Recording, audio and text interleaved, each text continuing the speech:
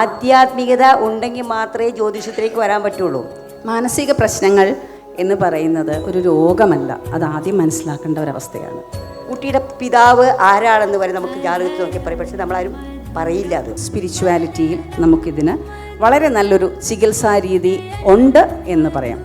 നമ്മളൊരു കുഞ്ഞ് ഉണ്ടാവുക എന്ന് പറയുമ്പോൾ അതിന് ശാന്തി മുഹൂർത്തം എന്ന് പറയുന്ന സംഭവങ്ങളൊക്കെ ഉണ്ട്. ആ ഇതിൽ കൂടി വന്നാൽ മാത്രമേ ആ കുട്ടി ജനിച്ചാൽ നല്ലൊരു കുഞ്ഞായിട്ട് നാടിനും നാട്ടുകാർക്കും നല്ലതായിട്ട് വരുള്ളൂ. നിങ്ങളുടെ സോളിനെ അറിഞ്ഞ്, നിങ്ങളുടെ ശരീരത്തിനെ അറിഞ്ഞ് ഒരു 10 മിനിറ്റ് മെഡിറ്റേഷനിലിരിക്കുക. വളരെ ഹാപ്പി ആയിട്ട് നിങ്ങൾ അന്നത്തെ ദിവസം ചെയ്യേണ്ട കാര്യങ്ങളെ കൂടി ആ ഒരു മെഡിറ്റേഷൻ സമയത്ത് ചിന്തിക്കുക. ഒരാളുടെ മരണസമയം നമുക്ക് കൃത്യമായിട്ട് പറയാം, എങ്ങനെ മരിക്കും, എവിടെ കിടന്ന് മരിക്കും. പക്ഷെ സാധാരണ ജ്യോതിഷന്മാർ പറയില്ല. നിങ്ങൾ ശ്രദ്ധിക്കുക. മെഡിറ്റേഷന് ശേഷം ഒരു ഗ്ലാസ് വെള്ളം വീണ്ടും കുടിക്കുക. വെള്ളത്തിന് വലിയ ഒരു പങ്കുണ്ട് നമ്മുടെ ജീവിതത്തിൽ, നമ്മുടെ ശരീരത്തിൽ. വീട്ടുജോലികൾ മാത്രം ചെയ്യുന്നൊരു സ്ത്രീയാണെങ്കിൽ കൂടിയും അവർക്കും ഉണ്ടാകും ധാരാളമായ കാര്യങ്ങൾ അടുക്കും ചിട്ടിയോടും കൂടി ചെയ്യാനായിട്ട്.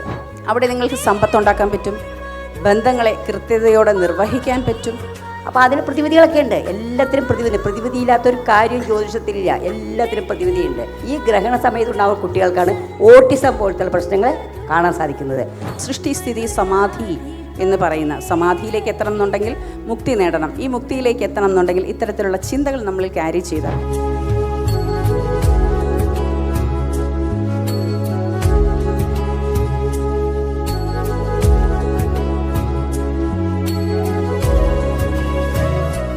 ഈ 4 സ്ത്രീരത്നങ്ങളിലും എന്താ പറയുക, 4 വെർസറ്റാലിറ്റിയാണ്. ഓരോ ആൾക്കാർ നമ്മൾ സംസാരിക്കുമ്പോൾ മനസ്സിലാവും.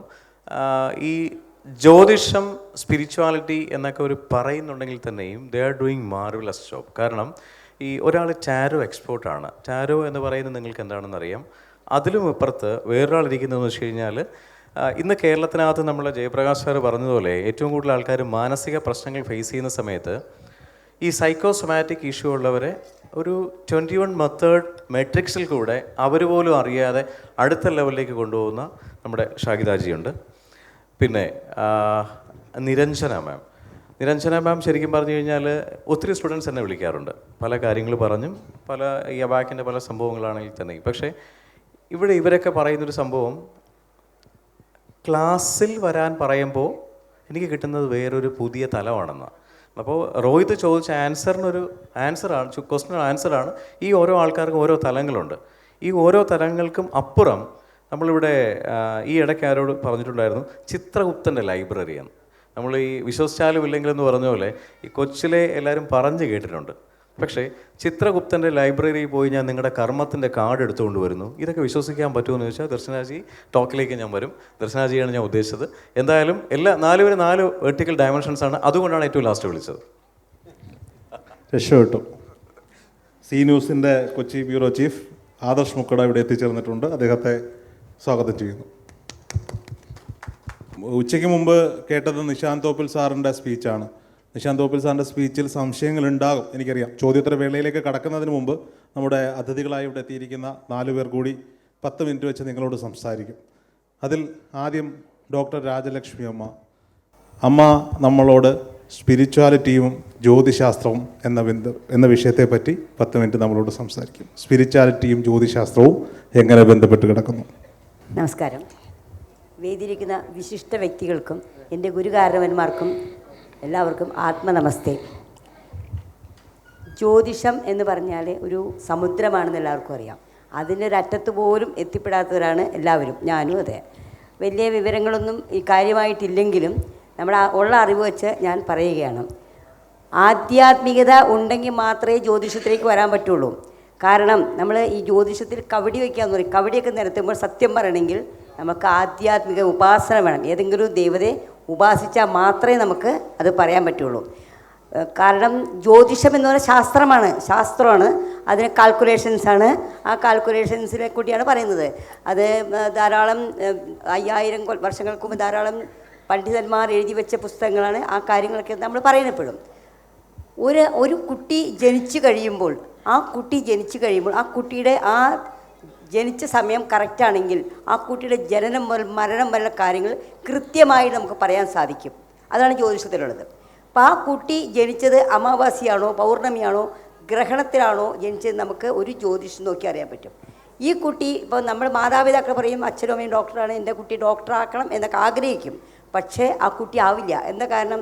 ആ കുട്ടിയുടെ ജാതകത്തിൽ എന്താണോ എഴുതപ്പെട്ടിരിക്കുന്നത്, അതായത് സഞ്ചിത കർമ്മങ്ങൾ കൊണ്ടാണ് നമ്മൾ ജനിക്കപ്പെടുന്നത്. നമ്മൾ ധാരാളം പേർ പറഞ്ഞു കേട്ടുല്ലോ, സഞ്ചിത കർമ്മങ്ങൾ കൊണ്ടാണ് നമ്മൾ ജനിക്കുന്നത്. അപ്പോൾ നമ്മൾ ജനിക്കുമ്പോൾ തന്നെ എപ്പോഴാണോ കുട്ടി ഉദരത്തിലെത്തുന്നത് ആ സമയത്തിന് കുട്ടിയുടെ ജാതകം എഴുതപ്പെട്ടിരിക്കുന്നു, ആ സമയത്തിന് ജാതകം ലിഖിതമായിരിക്കുന്നു. നമ്മളിപ്പോൾ ജ്യോതിഷന്മാർ കുട്ടി ജനിച്ചു കഴിയുമ്പോൾ ജാതകം പറയുന്നു. പക്ഷേ ഗർഭാവസ്ഥയിൽ ജാതകം എഴുതിയിരുന്ന മഹാനായ ശൂലപാണി വാര്യരുണ്ടായിരുന്നു, ഇടപ്പാൾ ശൂലപാണി വാര്യർ. അദ്ദേഹം എഴുതിയിട്ടുണ്ട്, വയറ്റിലിരിക്കുന്ന കുഞ്ഞിൻ്റെ ജാതകം വരെ എഴുതിയിട്ടുണ്ട്. അത്രയും, അതായത് ഉപാസന കൊണ്ടാണ് അതൊക്കെ സാധിക്കുന്നത്. നമുക്ക് ഉപാസനയുണ്ടെങ്കിൽ കൃത്യമായിട്ട് കാര്യങ്ങൾ പറയാൻ സാധിക്കും. ഇപ്പോൾ ഇതിൻ്റെ കൂടെ ഒരു റേക്കിയും കൂടി എനിക്ക് ഉള്ളത് കൊണ്ടാണ് എനിക്ക് പറയാൻ പറ്റുന്നത്. അറിഞ്ഞുകൂടാ എന്തായാലും. ഞാൻ റേക്കി പഠിച്ചിട്ടുണ്ട്, പ്രാക്ടീസും ചെയ്യുന്നുണ്ട്. അപ്പോൾ എന്തായാലും കാര്യം, ഒരു കുട്ടിയുടെ ജാതകം കാണുമ്പോൾ തന്നെ നമുക്കറിയാം ഈ കുട്ടിയുടെ എന്തുകൊണ്ടാണ്, ഈ കുട്ടിക്ക് മുമ്പ് ഒരു കുട്ടി അബോഷനായി പോയിട്ടുണ്ടോ, അല്ലെങ്കിൽ ഈ കുട്ടിയുടെ ആത്മാവിലേക്ക് എന്തെങ്കിലും, ഈ ഇതിലേക്ക് എന്തെങ്കിലും ശരീരത്തിൽ എന്തെങ്കിലും വന്നിട്ടുണ്ടോ, നമ്മൾ ചോദിക്കുമ്പോൾ സത്യമായിരിക്കും. ഒരു കുട്ടി ഉണ്ടായിക്കഴിഞ്ഞാൽ ആ കുട്ടി നമുക്ക് വേണ്ട എന്ന് മനസ്സിൽ തോന്നുകയാണെങ്കിൽ ആ കുട്ടിയുടെ ജാതകത്തിൽ കൃത്യമായി എഴുതപ്പെട്ടിരിക്കും. അപ്പോൾ നമ്മൾ ചോദിക്കുകയാണ്, ഈ കുട്ടി നിങ്ങൾ വേണ്ടാന്ന് വിചാരിച്ചാണോ? അപ്പോൾ അവരൊരു സത്യമാണെന്ന് പറയും. കുട്ടിയുടെ പിതാവ് ആരാണെന്ന് വരെ നമുക്ക് ജാതകത്തിൽ നോക്കിയാൽ പറയും. പക്ഷേ നമ്മളാരും പറയില്ല. അത് ഒരാളുടെ മരണസമയം നമുക്ക് കൃത്യമായിട്ട് പറയാം, എങ്ങനെ മരിക്കും, എവിടെ കിടന്ന് മരിക്കും. പക്ഷേ സാധാരണ ജ്യോതിഷന്മാർ പറയില്ല. നിങ്ങൾ ശ്രദ്ധിക്കുക, വളരെയധികം ശ്രദ്ധിക്കുക. എനിക്ക് ഒരുപാട് അനുഭവങ്ങൾ ഉണ്ടായിട്ടുണ്ട്. ഒരു വ്യക്തി എൻ്റെ അടുത്ത് വന്ന് ചോദിക്കുകയാണ്, എൻ്റെ കാര്യങ്ങൾ പറയാമോ എന്ന് ചോദിച്ചു. ഞാൻ നോക്കിക്കഴിഞ്ഞപ്പോൾ അദ്ദേഹത്തിൻ്റെ ഭാര്യയുടെ സമയം മോശമാണ്. അപ്പം നിങ്ങൾ കാര്യം തൽക്കാലം വീട്ടിൽ പോകും, താങ്കൾ വീട്ടിൽ പോകും. എനിക്കിപ്പോൾ വീട്ടിൽ പോകേണ്ട കാര്യമില്ല, ഞാൻ എൻ്റെ കാര്യം അറിയാൻ, ഞാൻ ബിസിനസ് സ്റ്റാർട്ട് ചെയ്യാണ്, സമയം അറിയാൻ വേണ്ടി വന്നത്. എന്തായാലും താങ്കളൊന്ന് വീട്ടിൽ പോയിട്ട് വരുന്നിട്ട് എന്നെ വിളിക്കുമെന്ന് പറഞ്ഞു. പക്ഷേ അദ്ദേഹം മനസ്സോടെ വീട്ടിൽ ചെന്നപ്പോൾ വൈഫ് കിച്ചണിൽ തളർന്ന് മരിച്ചു കിടക്കുന്നു. അപ്പോൾ അതൊക്കെ നമുക്കൊരു നിമിത്തം കൊണ്ട് അറിയാൻ പറ്റും. നിമിത്തങ്ങൾ ജ്യോതിഷത്തിലെ ഏറ്റവും വലിയ പ്രധാനപ്പെട്ട കാര്യം നിമിത്തം. ഒരു വ്യക്തി വരുമ്പോൾ അവർ ധരിച്ചിരിക്കുന്ന വസ്ത്രം എന്താണ്, അവരുടെ സംസാരം എന്താണ്, നോക്കുകൊണ്ട് പറയുന്ന കാര്യങ്ങൾ എന്താണ്, എവിടെയാണ് ഇരിക്കുന്നത്. ഒരു കസേരയിൽ നിന്ന് ഇരുന്നിട്ട് അടുത്ത കസേര മാറിയിരിക്കുമ്പോൾ നമ്മൾ ചോദിക്കുന്നത് എന്താ, നിങ്ങൾ താമസിക്കുന്ന വീട് മാറിയാണോ താമസിക്കുന്നത്. അപ്പോൾ നമ്മളൊരു വ്യക്തിയെ കാണുമ്പോൾ, ഒരു വ്യക്തിയുടെ ജാതകം കാണുന്നതിന് വ്യക്തിയെ കാണുമ്പോൾ നമുക്ക് അറിയാൻ പറ്റും ഈ ആൾ എങ്ങനത്തെ ആളാണ്. ഇതെല്ലാം കിട്ടണമെങ്കിൽ ഉപാസന വേണം. ഒരു ഉപാസനയുണ്ടെങ്കിൽ മാത്രമേ നമുക്ക് ഒരു വ്യക്തിയെ കാണുമ്പോൾ ആ വ്യക്തി എങ്ങനെയാണെന്ന് നമുക്ക് പറയാൻ പറ്റുള്ളൂ. ആ വ്യക്തിയുടെ മിക്കവർക്കും ജനിച്ച സമയമൊന്നും അറിയില്ല. എനിക്ക് അറിഞ്ഞില്ല, എഴുതി വെച്ചിട്ടില്ല. എനിക്ക് അമ്മയ്ക്ക് ഒരുപാട് മക്കളായിരുന്നു പറയുമ്പോൾ നമ്മൾ കവടി നിർത്തി നോക്കുമ്പോൾ നമുക്കറിയാൻ പറ്റും എന്തുകൊണ്ടാണ് ഈ ആൾക്ക് ഇങ്ങനെയൊക്കെ വരാനുള്ള കാരണം നമുക്കറിയാൻ പറ്റും. അപ്പോൾ ആത്മീയ തലത്തിൽ കൂടി പോയാൽ മാത്രമേ നമുക്ക് ജ്യോതിഷത്തിലേക്ക് പോകാം. ജ്യോതിഷം എന്ന് പറഞ്ഞാൽ വേദങ്ങളുടെ ഒരു കണ്ണ് മാത്രമാണ്. കണ്ണാണ് ഏറ്റവും വലിയ ആവശ്യമുള്ള കാര്യങ്ങൾ. അപ്പോൾ അങ്ങനെ ഒരു കാര്യങ്ങളും കൃത്യമായിട്ട് നമുക്ക് പ്രവചിക്കാൻ പറ്റണമെങ്കിൽ ആത്മീയത ഉണ്ടെങ്കിൽ മാത്രമേ ഉള്ളൂ. ഉപാസന, ഒരു നിഷ്ഠയോടുള്ള ജീവിതമുള്ളവർക്ക് മാത്രമേ ശരിക്കും ജ്യോതിഷത്തെ പറ്റി പറയാൻ പറ്റുള്ളൂ. കാണാപ്പാട പഠിച്ചൊന്നും പറയാൻ കിട്ടുന്നില്ല. നമ്മൾ സ്കൂളിലൊക്കെ പഠിക്കുമ്പോഴൊക്കെ നമ്മൾ പോയിൻറ്റ്സൊക്കെ പഠിച്ച് എസ്സേക്ക് ഇഷ്ടംപോലെ എഴുതും. പക്ഷേ ഈ ജ്യോതിഷത്തെ പറ്റിയപ്പോൾ അത് പറ്റില്ല. ഞാൻ ആദ്യകാലത്ത് ഈ ജ്യോതിഷത്തിന് എനിക്ക് വേണ്ടാന്ന് വിചാരിച്ചാൽ, കാരണം ഇത്രയും കാൽക്കുലേഷൻസ്, ഇത്രയും കാര്യങ്ങൾ. പക്ഷേ പിന്നീട് എനിക്ക് മനസ്സിലായി നമ്മുടെ പ്രാർത്ഥന കൊണ്ട് ഉപാസന കൊണ്ട് നമുക്ക് ഇതെല്ലാം ചെയ്യാൻ പറ്റുന്നു. അത് സൂര്യോദയത്തിന് മുമ്പ് എണീക്കുന്നവർക്ക് മാത്രമേ ജ്യോതിഷം കൃത്യമായിട്ട് ഹാൻഡിൽ ചെയ്യാൻ പറ്റുള്ളൂ, കൈകാര്യം ചെയ്യാൻ പറ്റുള്ളൂ. അതായത് ഉറക്കം, അതായത് ഉച്ചവരെ കിടന്നുറങ്ങുന്നവർക്കും കിട്ടില്ല ജ്യോതിഷം എന്നാണ് എൻ്റെ അനുഭവം. എൻ്റെ അഭിപ്രായം അത് തന്നെയാണ്. അപ്പോൾ ഈ ജ്യോതിഷം എന്ന് പറഞ്ഞാൽ ഒരു കണക്കാണ്, ഒരു കാൽക്കുലേഷൻസാണ്. ഒരു കുട്ടി ജനിക്കുമ്പോൾ ഏത് സമയത്ത് ജനിച്ചു, എപ്പോൾ ജനിച്ചു എന്നുള്ളത് കൃത്യമായിട്ട് അറിയാമെങ്കിൽ എല്ലാ കാര്യവും നമുക്ക് അറിയാൻ പറ്റും. കുട്ടിയുടെ ചിലപ്പോൾ പഠിത്തം നല്ലോണം പഠിച്ചിരിക്കുന്ന കുട്ടിയായിരിക്കും, നല്ല കുട്ടിയായിരിക്കും. പക്ഷേ പെട്ടെന്ന് ആ കുട്ടിക്ക് ഒരു, അതായത് മകീരം, ചിത്തിര, അവിട്ടം ഈ നക്ഷത്രക്കാർ ജനിക്കുന്നത് ചൊവ്വാദശയിലാണ്, കുജദശയിലാണ്. ആ കുജദശ എന്ന് പറഞ്ഞാൽ 7 വർഷമുള്ളൂ. അത് ചിലപ്പോൾ കുറച്ച് കിട്ടിയിട്ടുണ്ടാവുള്ളൂ, ചിലപ്പോൾ 7 വർഷം കിട്ടിയിട്ടുണ്ടാവും. അത് കഴിഞ്ഞിട്ട് പഠനകാലങ്ങൾ വരുമ്പോൾ അതിന് രാഹുദശയാണ്. രാഹു എന്ന് പറഞ്ഞാലൊരു പ്രത്യേകമായി നമ്മൾ സർപ്പം നമ്മളെല്ലാം ഉള്ളത് തന്നെയാണ്. ഈ സ്വഭാവത്തെയും നമ്മുടെ മനോഭാവങ്ങളെയും എല്ലാം മാറ്റിമറിക്കും.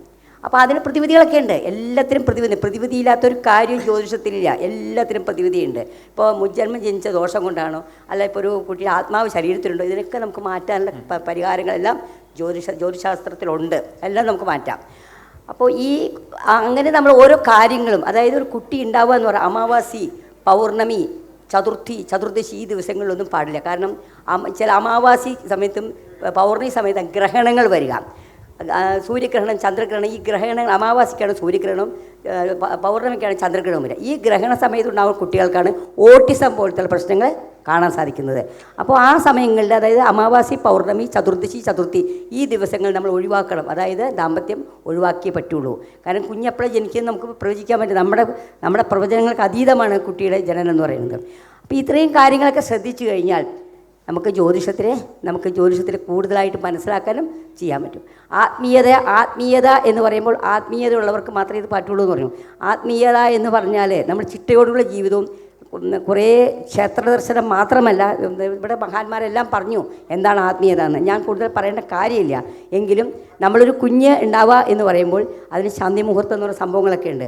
ആ ഇതിൽ കൂടി വന്നാൽ മാത്രമേ ആ കുട്ടി ജനിച്ചാൽ നല്ലൊരു കുഞ്ഞായിട്ട് നാടിനും നാട്ടുകാർക്കും നല്ലതായിട്ട് വരുള്ളൂ. പിന്നെ ഗർഭാവസ്ഥയിലും കുഞ്ഞിന് വളരെയധികം താലോടലും സ്നേഹമൊക്കെ കൊടുക്കണം. അപ്പോൾ ഇതൊക്കെ തന്നെയാണ് ജ്യോതിഷത്തിൽ എനിക്ക് പറയാനുള്ളത്. അപ്പോൾ ജ്യോതിഷത്തിൽ നമുക്ക് കുട്ടികൾക്ക് ആരാവണമെന്നും എന്താവണമെന്നും എങ്ങനെയാണ് കുട്ടി ജീവിക്കുന്നത്, കുട്ടിയുടെ ദാമ്പത്യം എന്താവണമെന്നും ദാമ്പത്യ ജീവിതത്തിൽ വരുന്ന ദോഷങ്ങളും എല്ലാം നമുക്കറിയാൻ പറ്റും. ഇപ്പോൾ ഒരു ഉദാഹരണമായിട്ട് തുലാം ലഗ്നം എന്ന് പറഞ്ഞാൽ സൂര്യൻ ഉദിച്ചിട്ട് ആ കുട്ടി ജനിക്കുന്ന സമയത്താണ് ലഗ്നം എന്ന് ഉദ്ദേശിക്കുന്നത്. തുലാം ലഗ്നത്തിൽ ജനിച്ച കുട്ടിയാണ്. കുട്ടിയുടെ 7ാം ഭാവം എന്ന് പറയുമ്പോൾ ഭർത്താവിൻ്റെ സ്ഥാനമാണ്. അത് ചൊവ്വയാണ്. ആ ചൊവ്വ നീചത്തിൽ നിൽക്കുകയാണെങ്കിൽ ആ കുട്ടിക്ക് കല്യാണം ഉണ്ടാവില്ല, ജോലി ഉണ്ടാവില്ല. മിക്കവർക്കും അങ്ങനത്തെ കാണുന്നുണ്ട്. എൻ്റെ കുട്ടിക്ക് നല്ല സ്കോളറാണ്, ഭയങ്കര ഗോൾഡ് മെഡലിസ്റ്റാണ്, പക്ഷേ ജോലിയില്ല, വിവാഹമില്ല. പലർക്കും അങ്ങനത്തെ അനുഭവം. പരിഹാരമൊക്കെ ഉണ്ട്. അപ്പോൾ ഇങ്ങനെയുള്ള കാര്യങ്ങളൊക്കെ നമുക്ക് ജ്യോതിഷത്തിൽ കൂടി ഈ ജാതകത്തിൽ കൂടി മനസ്സിലാക്കാൻ സാധിക്കും. പിന്നെ ഇപ്പോഴത്തെ പ്രശ്നങ്ങൾ, താൽക്കാലിക പ്രശ്നങ്ങൾ, ഒരു വർഷത്തേക്കുള്ള പ്രശ്നങ്ങളാണ് ഈ കവടിയിൽ കൂടി മനസ്സിലാവുന്നത്. ഇപ്പോൾ പെട്ടെന്ന് മര്യാദയ്ക്ക് ജോലി ചെയ്ത് പോയാൽ ആളുടെ സമയമൊക്കെ നല്ലതാണ്, നല്ല സ്വാപഹാരമാണ്, നല്ല സമയമാണ്, ദശാകാലങ്ങളാണ്, ഹോജരാൽ നല്ലതാണ്. പക്ഷേ ആൾക്കൊന്നും നേടാൻ പറ്റുന്നില്ല. എന്തുകൊണ്ട്? അപ്പോഴാണ് നമ്മൾ കവടി വെച്ച് നോക്കിയിട്ട് എന്താ പ്രശ്നം എന്ന് അതിൻ്റെ പരിഹാരങ്ങൾ നമ്മൾ പറഞ്ഞു കൊടുക്കുന്നത്. ഇത്രയൊക്കെ കാര്യങ്ങളാണ് നമ്മൾ ജ്യോതിഷത്തിൽ കൂടി. എനിക്ക് കുറച്ച് സമയമേ ഉള്ളൂ, 10 മിനിറ്റേ തന്നിട്ടുള്ളൂ. 10 മിനിറ്റ് ആയോന്ന് അറിയില്ല, അതുകൊണ്ട് ഞാൻ ഉപസംഹരിക്കുന്നു. നന്ദി, നമസ്കാരം. ഈ വേദിയിലേക്ക് എന്നെ വിളിച്ച എല്ലാവർക്കും നന്ദി. അല്ല, ചോദ്യങ്ങളുണ്ടല്ലോ. ഇത് 4 പേര് സംസാരിച്ചതിന് ശേഷം ഈ ഇരിക്കുന്നവർക്ക് ഒരുപാട് സംശയങ്ങളുമായിട്ടായിരിക്കുന്നത്. ഇതിനെല്ലാം നമ്മൾ മറുപടി പറയേണ്ടതുണ്ട്. അതുകൊണ്ടാണ് ഞാൻ 10 മിനിറ്റ് എന്ന് പറഞ്ഞെങ്കിലും അമ്മയ്ക്ക് 20 മിനിറ്റ് വേണമെങ്കിലും എടുക്കാം. അടുത്തതായി ഷാഹിദ ഷെയ്ഖ് മാമാണ്. മാം ഒരു ക്ലിനിക്കൽ സൈക്കോളജിസ്റ്റ് കൂടിയാണ്. അതുകൊണ്ട് തന്നെ എൻ്റെ ചോദ്യം, മാനസിക പ്രശ്നങ്ങളിൽ മാനസികമായി വെല്ലുവിളി നേരിടുന്നവർക്ക് ഹീലിംഗ് ആണോ മെഡിസിൻ ആണോ അത്യുത്തമമായ രീതി? മനോഹരമായ ചോദ്യം. വേദിയിലിരിക്കുന്നവർക്കും സദസ്സിലിരിക്കുന്നവർക്കും എല്ലാവർക്കും എൻ്റെ സ്നേഹം നിറഞ്ഞ നമസ്തേ. നല്ലൊരു വർഷമാണ് നമുക്ക് മുന്നിൽ. അതിൻ്റെ തുടക്കത്തിൽ തന്നെ ഇങ്ങനെയൊരു കോൺക്ലേവ് സംഘടിപ്പിക്കുകയും അതിന് വേണ്ടിയിട്ടുള്ള എല്ലാ സോൾസും, മനോഹരമായ സോൾസാണ് ഇവിടെ ഉള്ളത്. ഇതിനുവേണ്ടി എഫേർട്ട് എടുത്ത എല്ലാ സോൾസിനും വളരെയധികം അപ്രിസിയേഷൻസ് പറയുന്നു. ഇനി വിഷയത്തിലേക്ക് കിടക്കാം. മാനസിക പ്രശ്നങ്ങൾ എന്ന് പറയുന്നത് ഒരു രോഗമല്ല, അതാദ്യം മനസ്സിലാക്കേണ്ട ഒരവസ്ഥയാണ്. മനസ്സിന് സംഭവിക്കുന്ന അവസ്ഥ, ഇത് എല്ലാവരിലും എല്ലാ സാഹചര്യങ്ങളിലും സംഭവിക്കപ്പെടും എന്നുള്ളതാണ്. നമ്മൾ ആദ്യം മനസ്സിനൊരു ഇത്തരത്തിലുള്ള അവസ്ഥ സംഭവിക്കുമ്പോൾ അയ്യോ എന്തോ ഒരു മാനസിക പ്രശ്നം സംഭവിച്ചു, മാനസിക രോഗിയായി, ചിത്തഭ്രമമായി എന്ന് കരുതി നമ്മൾ പോകുന്നത് ഡോക്ടറിൻ്റെ അടുത്തേക്കാണ്. തീർച്ചയായിട്ടും വേണം. ഞാനൊരിക്കലും മോഡേൺ സയൻസിനെ തള്ളിപ്പറയുന്നില്ല. പെട്ടെന്നുള്ള ഒരു പ്രാഥമികമായ ഒരാവശ്യം നമുക്ക് വരുമ്പോൾ അതിന് വേണ്ടുന്ന സാഹചര്യങ്ങൾ ഒരുക്കുക എന്നുള്ളത് എല്ലാ ഡോക്ടേഴ്സും ചെയ്യുന്നതാണ്. അതുപോലെ തന്നെ മനസ്സിന് സംഭവിക്കുന്ന ഈ അവസ്ഥയ്ക്കും അത്തരത്തിലുള്ള അടിയന്തരമായ ചികിത്സകൾ ആവശ്യമാണ്. പക്ഷേ അതിനുശേഷം മെഡിസിൻ കഴിച്ച് സത്യസന്ധമായി പറയുകയാണെങ്കിൽ മാനസിക രോഗത്തിൻ്റെ മെഡിസിൻ ഒരു 6 മാസത്തിൽ കൂടുതൽ, 1 വർഷത്തിൽ കൂടുതൽ കഴിക്കുകയാണെങ്കിൽ അതിൻ്റെ കോൺസിക്വൻസ് അവരനുഭവിക്കുന്നുണ്ടാവും. ഇത് കേൾക്കുമ്പോൾ ചിലപ്പം എന്നിലേക്ക് പല കമൻസും വരാം. എന്നിരുന്നാൽ കൂടിയും ഈ ഒരു സത്യത്തെ പറയാതിരിക്കാൻ പറ്റില്ല. കാരണം ഇത്തരം മെഡിസിൻ എടുത്തിട്ട് അതിൻ്റെ ബുദ്ധിമുട്ടുകൾ അനുഭവിക്കുന്ന ധാരാളം പേര് എന്നെ സമീപിച്ചിട്ടുണ്ട്. അപ്പോൾ ചോദിക്കും, സ്പിരിച്വാലിറ്റിയിൽ ഇതിന് കംപ്ലീറ്റ് ആയൊരു ട്രീറ്റ്മെൻറ്റ് ഉണ്ടോ എന്നുള്ളത്. തീർച്ചയായും ഇല്ല എന്ന് പറയാം. എന്നിരുന്നാൽ കൂടിയും എന്താണ് നമ്മളെന്ന് മനസ്സിലാക്കുക, അതിലൂടെ നമ്മൾ സഞ്ചരിച്ച് നമ്മൾ എത്തേണ്ടിടത്ത് എത്തിയാൽ തീർച്ചയായിട്ടും സ്പിരിച്വാലിറ്റിയിൽ നമുക്കിതിന് വളരെ നല്ലൊരു ചികിത്സാ രീതി ഉണ്ട് എന്ന് പറയാം. ഞാൻ ആദ്യമില്ല എന്ന് പറയാനുള്ള കാരണം ഇതിലേക്ക് എത്താൻ കുറച്ച് മാർഗങ്ങളുണ്ട്. നമുക്ക് ലിവ് ദ പ്രസൻറ്റ് എന്ന ഒരു വാക്കിനെയാണ് ഞാനിവിടെ കോട്ട് ചെയ്യാനായിട്ട് ആഗ്രഹിക്കുന്നത്. 3 ഭാഗമായിട്ട് നമുക്കതിനെ തിരിക്കാം. Productive life, personal life, rest life. ആദ്യം തന്നെ നമുക്ക് പേഴ്സണൽ ലൈഫിനെ എടുക്കാം. പേഴ്സണൽ ലൈഫിൽ സാമ്പത്തികമുണ്ട്, ബന്ധങ്ങളുണ്ട്, ജീവിതശൈലികളുണ്ട്, സമ്പത്തുണ്ട്, പല വിഭാഗത്തിൽപ്പെടുന്ന കാര്യങ്ങളും നമ്മുടെ പേഴ്സണൽ ലൈഫിലുണ്ട്. പേഴ്സണൽ ലൈഫിലെ ഇത്തരം കാര്യങ്ങളിൽ സ്വസ്ഥത ഇല്ലാതെ വരുമ്പോൾ അത് പ്രൊഡക്റ്റീവ് ലൈഫിനെയും ബാധിക്കും. പ്രൊഡക്റ്റീവ് ലൈഫിനെ ബാധിച്ചു കഴിഞ്ഞിട്ടുണ്ടെങ്കിൽ അത് തീർച്ചയായിട്ടും സംഭവിക്കുന്നത് നമ്മുടെ റെസ്റ്റ് ലൈഫാണ്. എങ്ങനെയാണ് ഇതിനെ തരംതിരിക്കുന്നത് എന്ന് പറയാം. കാരണം ഇത് നിങ്ങൾക്ക് ഓരോരുത്തർക്കും പ്രാക്ടീസ് ചെയ്യാൻ പറ്റുന്നൊരു കാര്യമാണ്. അതുകൊണ്ടാണ് ഞാൻ അതിനെ കുറച്ച് വിശദമായിട്ട് പറയാൻ ആഗ്രഹിക്കുന്നത്. നമ്മൾ രാവിലെ ഉറങ്ങി എഴുന്നേൽക്കുന്നു. പേഴ്സണൽ ലൈഫിലാണ് നമ്മൾ ഉറങ്ങി എഴുന്നേൽക്കുന്നത്. ആദ്യം തന്നെ നമ്മൾ ചെയ്യുന്ന പണി എന്താ? മൊബൈൽ നോക്കും. ഇല്ലെങ്കിൽ കഴിഞ്ഞ ദിവസത്തെ ആശങ്കപ്പെടുത്തുന്ന, ആകുലപ്പെടുത്തുന്ന ചിന്തകളുമായിട്ടാണ് നമ്മൾ എഴുന്നേൽക്കുന്നത്. ആ ചിന്തകളെ ഒന്ന് ഒരല്പ നിമിഷത്തേക്ക്, ഒരു 10 മിനിറ്റ് 11 മിനിറ്റ് നേരത്തേക്ക് നമുക്ക് മാറ്റിവെക്കാം. അതിനുശേഷം നിങ്ങൾ മുഖം കഴുകി വന്നിട്ട് ഒരു ഗ്ലാസ് വെള്ളം എടുത്ത് കുടിക്കുക. ഒരു മെഡിറ്റേഷനിലിരിക്കുക. മെഡിറ്റേഷനിലിരിക്കുമ്പം നിങ്ങൾ വിചാരിക്കും മെഡിറ്റേഷൻ വളരെ കൃത്യമായി പാലിക്കേണ്ട കുറേ ചിട്ടകളുണ്ട്. വേണ്ട, അതൊന്നും വേണ്ട. അല്ലാതെ നിങ്ങളുടെ ശ്വാസത്തെ മാത്രം ശ്രദ്ധിച്ച്, നിങ്ങളുടെ സോളിനെ അറിഞ്ഞ്, നിങ്ങളുടെ ശരീരത്തിനെ അറിഞ്ഞ് ഒരു 10 മിനിറ്റ് മെഡിറ്റേഷനിലിരിക്കുക. വളരെ ഹാപ്പി ആയിട്ട് നിങ്ങൾ അന്നത്തെ ദിവസം ചെയ്യേണ്ട കാര്യങ്ങളെ കൂടി ആ ഒരു മെഡിറ്റേഷൻ സമയത്ത് ചിന്തിക്കുക. ആ ചിന്തയിലൂടെ നിങ്ങൾക്ക് കുറേയേറെ ഉത്തരങ്ങൾ കിട്ടുമെന്നുള്ളതാണ്. ആരും പറഞ്ഞു തരണ്ട അത്തരം ഉത്തരങ്ങൾ, നമുക്ക് സ്വയം കണ്ടെത്താൻ പറ്റും. ആ ഉത്തരങ്ങളിലൂടെ സഞ്ചരിക്കുമ്പോൾ തീർച്ചയായിട്ടും പ്രൊഡക്റ്റീവ് ലൈഫിൽ എന്തെല്ലാം ചെയ്യണം എന്നുള്ള കൃത്യമായ ഒരു അവയർനെസ് നമ്മളിലേക്ക് തന്നെ വരും. മെഡിറ്റേഷന് ശേഷം ഒരു ഗ്ലാസ് വെള്ളം വീണ്ടും കുടിക്കുക. വെള്ളത്തിന് വലിയ ഒരു പങ്കുണ്ട് നമ്മുടെ ജീവിതത്തിൽ, നമ്മുടെ ശരീരത്തിൽ. ആ വെള്ളം കുടിച്ച ശേഷം നിങ്ങൾ കൃത്യമായി ചെയ്യേണ്ട കാര്യങ്ങൾ, മൊബൈൽ ഫോൺ അവിടെ ഇരുന്നോട്ടെ, അതിലേക്ക് ശ്രദ്ധ പോവണ്ട. നിങ്ങൾക്ക് കൃത്യമായി ചെയ്യേണ്ട കിച്ചണിലെ ജോലി ഉണ്ടാവും, അല്ലെങ്കിൽ ജോലിക്ക് പോവേണ്ടവരാണെങ്കിൽ ഒരുപാട് കാര്യങ്ങളുണ്ട് നമ്മുടെ ജീവിതത്തിൽ. ആ ജീവിതത്തിലേക്ക് കടക്കുക. നിങ്ങൾ ചിട്ടപ്പെടുത്തുക. എത്ര മണിക്കൂർ ഞാൻ എൻ്റെ പേഴ്സണൽ ലൈഫിൽ ചിലവിട്ടു രാവിലെ സമയത്ത്? ഒരു 3 മണിക്കൂർ. 6 മണിക്ക് എഴുന്നേറ്റു, 9 മണിക്കുള്ളിൽ നിങ്ങൾ വളരെ പ്രൊഡക്റ്റീവായിട്ട് ആ ലൈഫിനെ ചിട്ടപ്പെടുത്തുക. അതിനുശേഷം നിങ്ങൾ പോകുന്നത് നിങ്ങളുടെ പ്രൊഡക്റ്റീവ് ലൈഫാണ്. പ്രൊഡക്റ്റീവ് ലൈഫ് എന്ന് പറയുമ്പോൾ ചിലർക്ക് ജോലി ഉണ്ടാവാം, സ്കൂളിൽ പോകുന്ന കുട്ടികളാണെങ്കിൽ പഠിക്കുന്ന വിഷയങ്ങളായിരിക്കാം, ധാരാളമായ കാര്യങ്ങൾ നമുക്ക് ചെയ്യാനുണ്ടാവും. ഇപ്പോൾ അതൊന്നുമില്ല, ഒരു കുടുംബിനിയാണ്, വീട്ടുജോലികൾ മാത്രം ചെയ്യുന്നൊരു സ്ത്രീയാണെങ്കിൽ കൂടിയും അവർക്കും ഉണ്ടാവും ധാരാളമായ കാര്യങ്ങൾ അടുക്കും ചിട്ടിയോടും കൂടി ചെയ്യാനായിട്ട്. അങ്ങനെ വരുന്ന സാഹചര്യത്തിൽ അത്തരം കാര്യങ്ങളിലേക്ക് ശ്രദ്ധ പോവുക. കുറച്ച് സമയം അവിടെ മൊബൈൽ ഫോൺ ഉപയോഗിക്കാം. ഞാൻ മൊബൈൽ ഫോണിനെ കോട്ട് ചെയ്യുന്നത് വേറൊന്നും കൊണ്ടല്ല, ഇന്നത്തെ യുവതലമുറയും വലിയ ആളുകൾ വരെയും വലിയ വ്യക്തിത്വങ്ങൾ വരെയും ഇതിനടിമപ്പെടുന്നത് കൊണ്ട് ധാരാളം മാനസിക പ്രശ്നങ്ങൾ, കുടുംബത്തിൽ ഒരു സ്വസ്ഥതയില്ലാത്ത അവസ്ഥകൾ വരെ വന്നു ചേരുന്നുണ്ട്. അത്തരം ഉള്ള ഒരുപാട് ക്ലയൻസ് എനിക്ക് വരുന്നത് കൊണ്ട് തന്നെയാണ് ആ ഒരു വിഷയം ഞാനിവിടെ ഹൈലൈറ്റ് ചെയ്ത് പറയുന്നത്. ഓക്കെ, നിങ്ങളുടെ പ്രൊഡക്റ്റീവ് ലൈഫിലേക്ക് നിങ്ങൾ കടന്നു. നിങ്ങൾക്ക് ചെയ്യേണ്ടതായ ധാരാളം കാര്യങ്ങൾ അവിടെയുണ്ട്. അതിനെ എല്ലാം വ്യക്തമായി വൃത്തിയോടുകൂടി മനസ്സിലാക്കി മനസ്സിന് സ്വസ്ഥത കൊടുക്കുന്ന രീതിയിൽ പ്രവർത്തിക്കുക. വീണ്ടും നിങ്ങളുടെ പേഴ്സണൽ ലൈഫും പ്രൊഡക്റ്റീവ് ലൈഫും ഇൻ്റർലിങ്ക്ഡായിട്ട് 16 മണിക്കൂർ നിങ്ങൾക്ക് വളരെയധികം സന്തോഷത്തോടുകൂടി മുന്നോട്ട് കൊണ്ടുപോകാൻ പറ്റും. അവിടെ നിങ്ങൾക്ക് സമ്പത്തുണ്ടാക്കാൻ പറ്റും, ബന്ധങ്ങളെ കൃത്യതയോടെ നിർവഹിക്കാൻ പറ്റും, മറ്റു പല കാര്യങ്ങളും നമുക്കവിടെ ബാലൻസ് ചെയ്യാൻ സാധിക്കുമെന്നുള്ളതാണ്. ഈ ബാലൻസിലൂടെ സഞ്ചരിച്ച് കഴിയുമ്പോൾ നിങ്ങളുടെ സൗണ്ട് സ്ലീപ്പ് എന്ന് പറയുന്ന റെസ്റ്റ് ലൈഫിലേക്ക് രാത്രി 10 മണി മുതൽ രാവിലെ 6 മണി വരെയോ 5 മണി വരെയോ ഉള്ള ആ ഒരു സമയത്ത് സൗണ്ട് സ്ലീപ്പ് ലഭിക്കുന്നു. ഈ സൗണ്ട് സ്ലീപ്പ് പിറ്റേ ദിവസത്തേക്കുള്ള പ്രൊഡക്റ്റീവ് ലൈഫിനെയും പേഴ്സണൽ ലൈഫിനെയും വളരെ ഭംഗിയായിട്ട് മുന്നോട്ട് കൊണ്ടുപോകാൻ സാധിക്കും. ഈ ഒരു ടെക്നിക്ക് നിങ്ങളെല്ലാവരും 11 ദിവസം പ്രാക്ടിക്കൽ ലൈഫിലൊന്നാക്കി നോക്കൂ. വ്യത്യാസം കണ്ടറിയാൻ പറ്റും. എവിടെയും പോവണ്ട, ഒരു ഡോക്ടറെയും നമ്മൾ സമീപിക്കേണ്ട ആവശ്യം വരില്ല. പിന്നെ ആങ്സൈറ്റി, ഡിപ്രഷൻ, ഫോബിയ തുടങ്ങിയ ധാരാളമായ മാനസിക അവസ്ഥകൾ സംഭവിക്കപ്പെടുന്നുണ്ട്. ഇതെല്ലാം സംഭവിക്കുന്നതിൻ്റെ പിന്നിൽ ഒരു റൂട്ട് കോസ് ഉണ്ടാകും. ഇത്തരത്തിലുള്ള ജീവിത ശൈലികളിൽ വരുന്ന മാറ്റങ്ങൾ, മറ്റൊരു ബന്ധം, അതായത് നമ്മുടെ കുടുംബത്തിൽ നിന്ന് തന്നെയുള്ള ബന്ധങ്ങൾ നമ്മളിൽ സംഭവിക്കപ്പെടുമ്പോൾ നമ്മളതിനെ കാണുന്ന രീതി വ്യത്യസ്തമായി പോകുമ്പോഴാണ് നമുക്ക് സ്വസ്ഥത നഷ്ടപ്പെടുന്നത്. അവിടെ സ്പിരിച്വാലിറ്റിക്ക് പങ്കുണ്ടോ എന്ന് ചോദിച്ചാൽ രണ്ടാമത് പറഞ്ഞ യെസ്സിലേക്കാണ് ഞാൻ വരുന്നത്. തീർച്ചയായിട്ടും പങ്കുണ്ട്. വളരെ ദേഷ്യത്തോടെ ഒരു വ്യക്തി നമ്മളെ സമീപിക്കുമ്പോൾ, അല്ലെങ്കിൽ നമ്മളുടെ ഒരു ആശയത്തെ ഉൾക്കൊള്ളാതെ മറ്റൊരാൾ നമ്മളെ കോട്ട് ചെയ്യുന്ന സമയത്ത് അതേ അർത്ഥത്തിൽ തന്നെ നമ്മൾ തിരിച്ചടിച്ചാൽ എന്ത് എനർജിയാണ് നമ്മളിലേക്ക് വരുന്നത്? നെഗറ്റീവ് എനർജി ആയിരിക്കില്ലേ? അങ്ങനെയല്ലേ തോന്നുന്നത്? തീർച്ചയായിട്ടും നെഗറ്റീവ് എനർജിയാണ് നമ്മളിലേക്ക് വരുന്നത്. ഈ നെഗറ്റീവ് എനർജിയാണ് നമ്മൾ ക്യാരി ചെയ്യുന്നത്. നെഗറ്റീവ് എനർജി ക്യാരി ചെയ്താൽ എന്താണ് നമ്മളിലുള്ള സ്വസ്ഥത, സൃഷ്ടിസ്ഥിതി സമാധി എന്ന് പറയുന്ന സമാധിയിലേക്ക് എത്തണം എന്നുണ്ടെങ്കിൽ മുക്തി നേടണം. ഈ മുക്തിയിലേക്ക് എത്തണം എന്നുണ്ടെങ്കിൽ ഇത്തരത്തിലുള്ള ചിന്തകൾ നമ്മളിൽ ക്യാരി ചെയ്താൽ എങ്ങനെയാണ് അവിടെ സ്പിരിച്വാലിറ്റി വളരുക? അവിടെ സ്പിരിച്വാലിറ്റിക്ക് യാതൊരു സ്ഥാനവും ഉണ്ടാവില്ല എന്നുള്ളതാണ് അനുഭവങ്ങൾ പഠിപ്പിച്ചത്.